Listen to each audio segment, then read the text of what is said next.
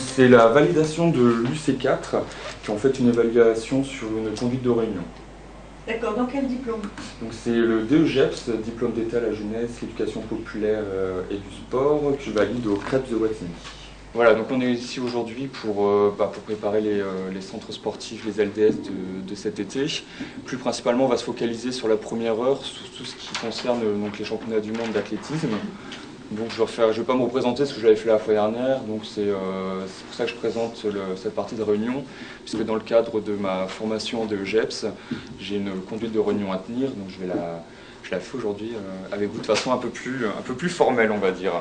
Voilà, donc le but de la réunion, cette première partie de réunion, voilà, c'est ensemble si on peut partager sur l'organisation qui sera mise en place sur le mois de juillet, principalement autour, comme on l'avait vu, donc des championnats du monde cadets, et sur la conception du raid nature.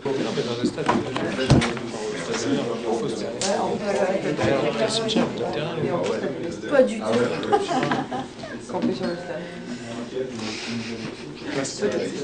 J'avais peur de transformer ça vraiment en transfert d'informations, je voulais que ça aille dans les deux sens.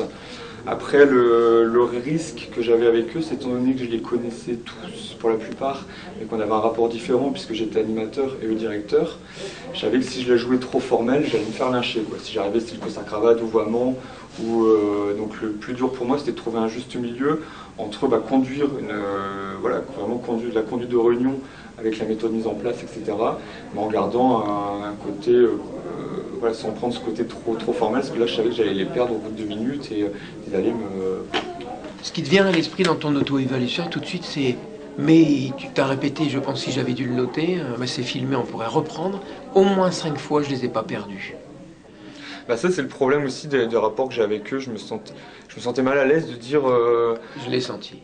De dire vas-y un tel, voilà, je voulais que ça vienne d'eux, je voulais pas forcer parce que j'avais... Voilà, parce qu'il y a ce côté-là... Pourquoi c'est difficile pour toi de dire, écoute, si c'est difficile parce que je les connais. Si c'était un public que je connaissais pas, j'aurais aucun souci. Quel est le risque pour toi de les connaître et de leur dire, attends, tu t'es bien exprimé... Si eux, ils n'ont pas envie de parler, ils m'auraient dit clairement, tu nous fais chier, on n'a pas envie de parler, quoi. Je me demandais qu'ils ne seraient pas privés pour le dire, quoi. C'était ça le risque, c'était ça le plus gros challenge pour moi, c'était de trouver le juste milieu entre ce que je pouvais dire, comment le dire, et que ça passe aussi. Parce que voilà, je sais qu'il y a des caractères forts, ils ont tous des caractères forts, et c'était trouver ma place, surtout que ma place, j'étais animateur, là j'arrive comme coordinateur, mais en plus stagiaire.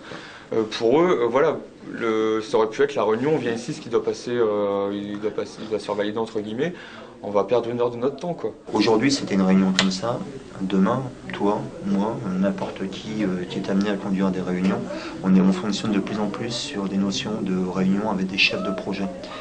Et tu peux être amené à conduire une réunion où tu as, au niveau hiérarchique, des gens sont largement au-dessus de toi, que tu connais, que tu côtoies.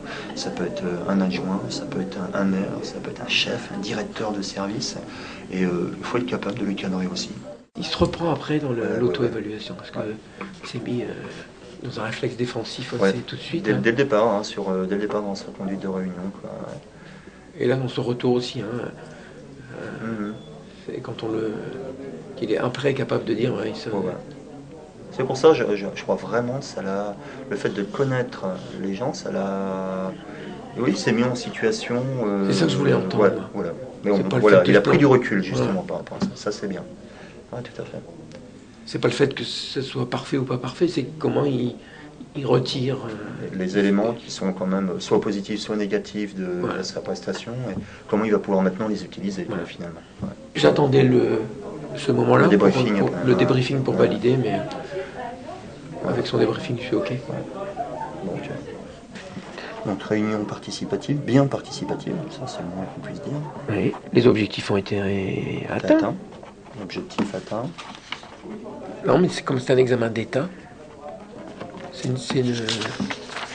un diplôme d'État qui passe. Les petites... Donc j'ai commencé à remplir. Ça doit se faire dans le plus grand... oui.